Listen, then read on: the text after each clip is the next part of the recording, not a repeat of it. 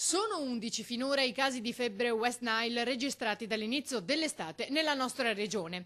Un dato definito non allarmante dalle autorità sanitarie regionali che dal 2007 hanno attivato specifici controlli nelle aziende sanitarie e ospedaliere. Dopo il caso scoppiato anche a Mira, il sindaco rassicura. Nessuno deve mettersi in testa strane idee, non è un virus che si passa tra persone, ma viene portato in alcuni rarissimi casi dalle zanzare e ci stiamo attrezzati. La malattia provocata dal virus veicolato da alcune zanzare nell'80% dei casi non presenta sintomi, nel 20% causa febbre simile a una leggera influenza e nello 0,1% può evolvere in forma più grave. Ci sono tantissime zanzare un po' dappertutto. Zone un po' limitrofi da qua, una carneficina, neanche da uscire da casa.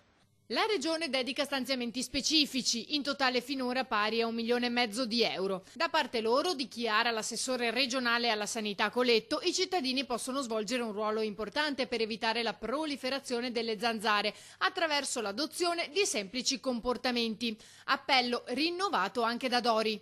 La prevenzione in questi casi è fondamentale perché il comune fa quello che deve fare, ma anche i cittadini possono dare una mano con delle buone e semplici pratiche. Anche quest'oggi, ad esempio, sul sito del comune sono state messe delle informazioni, poche semplici regole che però possono aiutare a combattere queste nuove malattie che vengono trasmesse anche dalle zanzare, ma con cui possiamo far fronte, anzi dobbiamo far fronte tutti insieme. Evitare ristagni d'acqua, mettersi anche delle protezioni, utilizzare le zanzariere, quindi precauzione come sempre aiuta a risolvere i problemi all'origine.